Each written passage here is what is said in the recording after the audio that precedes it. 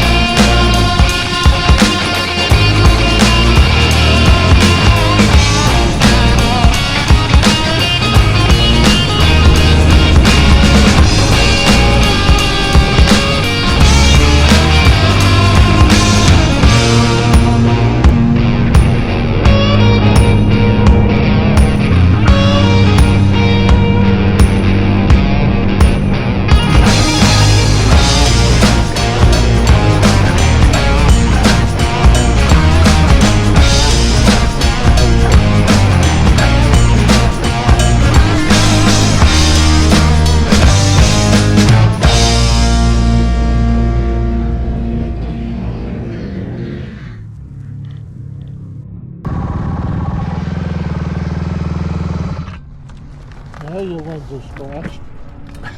Oh wow. That's a drag. What the heck happened? It broke the bottom of the thing off. That took the mount off. Well, that'll be an interesting recording. Well, that stinks. First, second try. And Try. now it's going to be useless, right? Oh yeah, so now it's toast for today. Yeah. And I've got to tell you, these protection lenses are a necessity. Lost it off the bike today, and these things saved the camera. So definitely a good idea to have multiples of these with you, so you're not done after you wreck the first time and scratch them all up.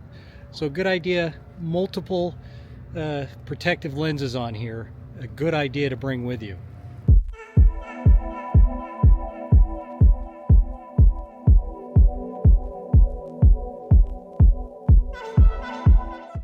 As you can see from those last shots, the 360 took some abuse out there on the track today.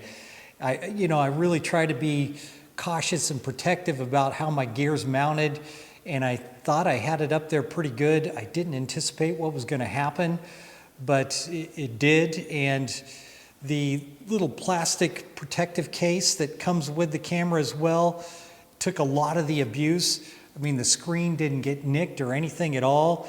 And obviously the protective lenses did their job and took a huge brunt of it and cracked and scratched and totally wiped them out. And that brings me to lesson number one, is you've got to have extra sets of the protective lenses. I've got a set here and just got another one delivered this morning. So I've got multiple sets of lenses, because it ended the day for using the camera, because I wasn't going to mount it up without having the protective lenses on it and have it go down again. I had all kinds of different mounting systems with me out there, some different things to work with. And that brings me to the other lesson, number two, that I learned, is you need to mount this to something rigid. The back of the fender on these supermoto bikes, they're just plastic, because these bikes you race on the road track and then you go into the dirt. We were just on the road track the other day, and it's just all these turns and everything. And using this mount that I have here, which can hold a light onto a door frame or some other things, or you can mount it into the top of a C-stand and you can hold foam core, whatever. This is just a good mount, and it was mounted really well to the back of the fender, which worked great.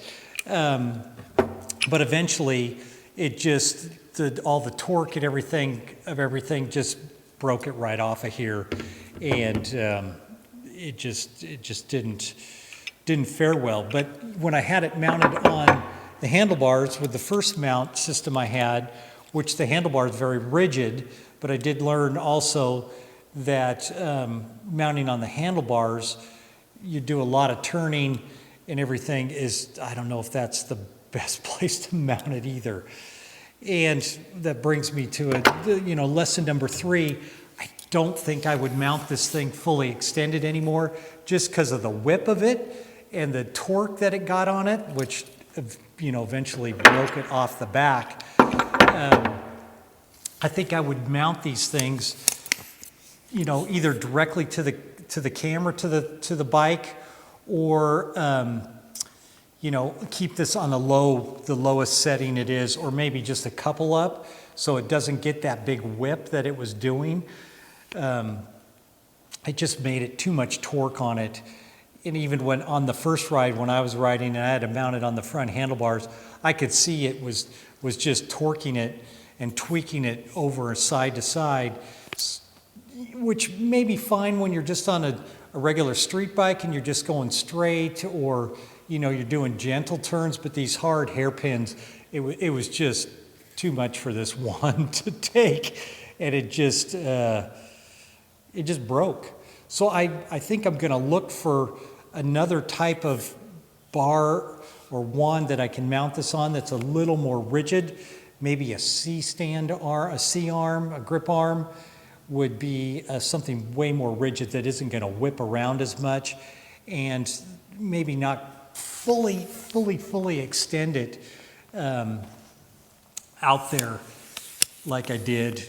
A mistake, it's lessons I learned, out there on the track, which is a blast to ride. And thanks again to my buddy John for letting me go out there and ride with him and inviting me out there. Really appreciate it, and getting to play around with some, the 360.